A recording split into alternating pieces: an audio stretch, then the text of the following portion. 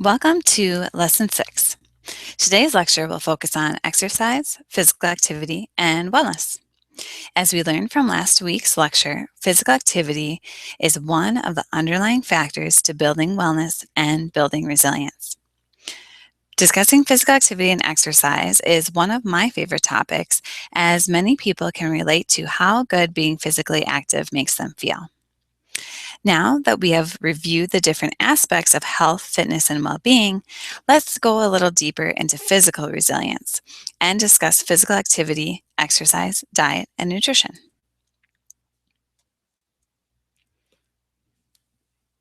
Today's lesson, we will review how to take care of yourself, and by the end of the lecture, you will be able to state the difference between physical activity, exercise, diet, and nutrition. It's hard to believe that we are in week 6 and we have covered the main concepts and components of physical resilience. So let's review what we have learned. Let's play a game inspired by Jane McGonigal's Gaming TED Talk to review our concepts of resilience. So you are assigned to complete 4 quests. Each quest is related to an area of resilience. So quest 1 is related to physical resilience. So now it's time to get moving. So I'm going to ask you to stand up if you are able to and march in place. So I want you to be marching, get your knees up high and march in place. And take a deep breath in while you march and let it out. Now continue marching and take a deep breath in and let it out. Now I want you to stop marching, both feet flat on the ground, and complete 15 squats. Now, stand with your head facing forward and your chest held up and out. Let's do a couple more. Place your feet shoulder width apart or slightly wider if they're not already. Extend your hands straight out in front of you to help you keep your balance. Sit down like you're sitting into an imaginary chair. Keep your head facing forward as your upper body bends forward a bit rather than allowing your back to round. A couple more squats. Let your lower back arch slightly as you descend and lower your thighs so that they're parallel to the floor. Knees over ankles. Press your weight back. Keep your body tight. Push through your heels. And one more. And let's complete a couple slow motions as we got our blood flowing. Breathe in for 3, 2, 1, and let it out. 5, 4, 3, 2, 1. Slow march. And as you bring your heart rate back down, you can sit back down, or you can try listening to the rest of this lecture while standing up and periodically marching. So why did I have you do this? It was an example of physical resilience. And physical resilience is crucial because it allows your heart, lungs, and brain to react efficiently to stressful situations. So more and more researchers agree that a sedentary lifestyle is the #1 obstacle to becoming able to endure and bounce back. So what's their advice? Stand up and take at least a few steps away from your computer every hour. So now on to quest number 2. This quest is related to mental resilience, which is related to willpower. Willpower is like a muscle. Once you use it, it will grow. So I'll ask you to snap 50 times in a row, or what you can also do is count backwards from 100 by 7s. So I'll give you a moment to complete that task, and feel free to pause the video for a few seconds to complete the task. So welcome back. Did you complete the task? Research also shows that willpower gets stronger the more we exercise it. Tackling a pointless but mildly challenging task, such as snapping your fingers or counting backwards from 100 by 7s, is a scientifically backed way to improve focus and determination, and thus mental resilience. So as Jane McGonigal states, the more arbitrary the task, the better. Without external motivators, you will have the will yourself to finish. Quest 3 is emotional resilience. It's that feeling of love. So, to be less afraid of failure and more open to using different strategies, try to experience that feeling of love. You can look at a picture of a baby animal, for example, the animal that's on your screen. You'll want to experience on average 3 to 5 positive emotions for every one negative emotion. Scientists call this the 3-to-1 ratio or the 5-to-1 ratio. So you've just completed one of those positive experiences by gazing at the picture of the baby animal. Quest number 4 is social resilience, which has to do with gratitude and touch. If you're in the room with someone, you can shake hands with them for 6 seconds, or you can think about someone and think about why you're grateful for their presence. Social resilience is about the relationships that help us find resources when we need them. So, studies on the effects of gratitude and touch suggest developing habits that connect you with others. As we've talked about throughout this course, you can send a thank you note or send an email, chat, or text message someone. When you shake hands with someone and hold the grip a little longer, you stimulate those oxytocin levels in your bloodstream. And that elevation in oxytocin has been associated with trust building. You have just incorporated the main concepts of building resilience and the review of what we have covered in this course up until this point. Now we'll dive a little deeper into the concept of physical resilience. I mentioned on the previous lecture some definitions that students had come up with. Now, these are definitions from the American College of Sports Medicine of what they consider to be the definitions of physical activity and exercise. So there is a difference between physical activity and exercise. And physical resilience relates to our physical body, how we move or don't move. And physical activity is the bodily movement produced by contraction of skeletal muscles. Exercise is physical activity consisting of planned, structured, and repetitive bodily movement.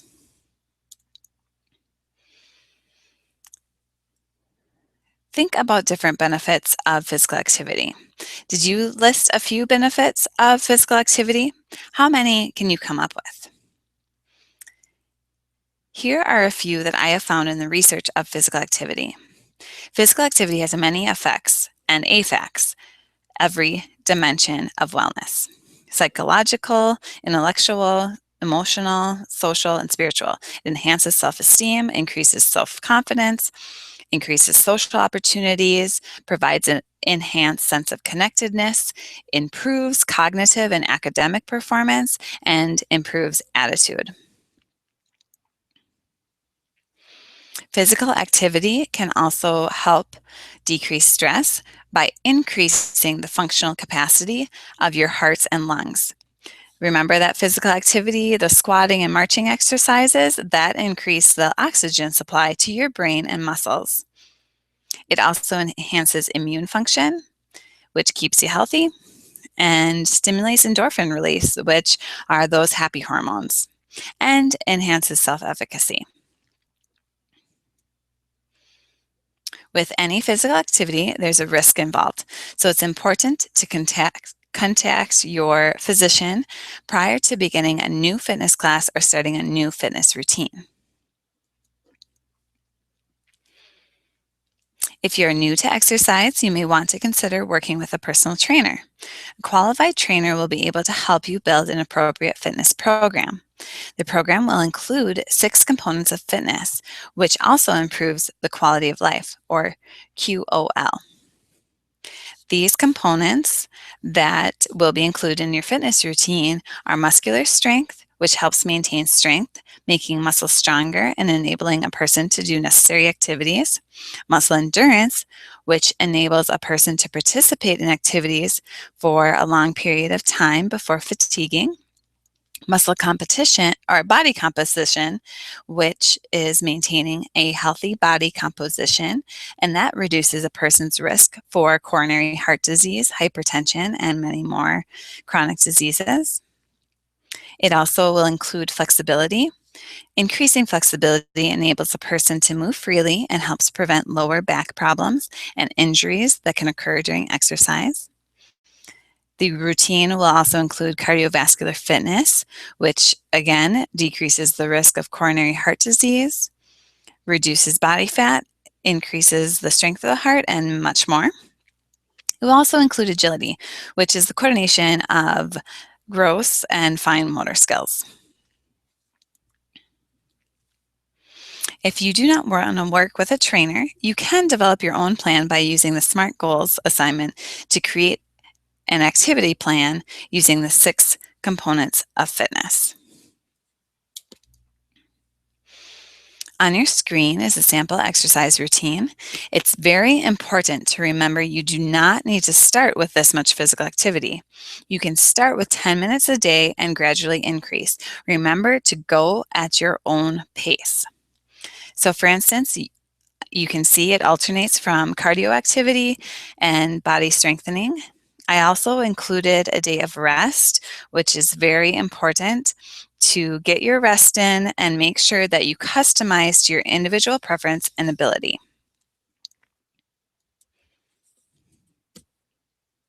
Nutrition also contributes to our sense of well-being, which affects our level of resilience.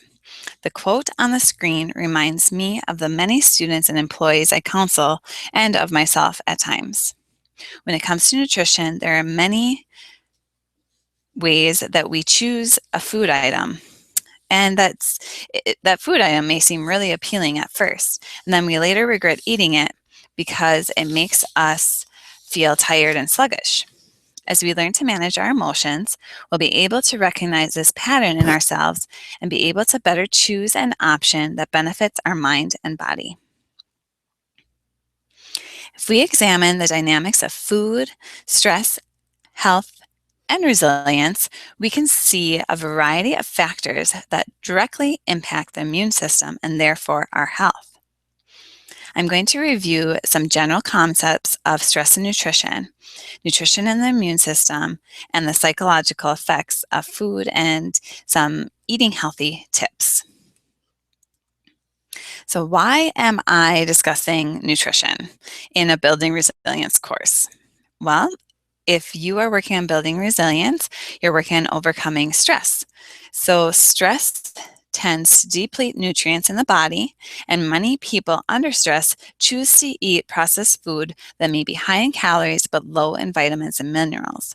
The body will do everything it can to compensate for the lack of nutrients, which takes minerals and nutrients from our bones and weakens them. There are many suggestions regarding eating for a healthy immune system, so I'm not going to cover them in this lecture, as I believe sometimes the models complicate the key concepts of proper nutrition. So I will instead share the overall principles. Food is energy and medicine. By eating properly, you can tip back the scale and promote a sense of health and well-being, which will help you to build resilience.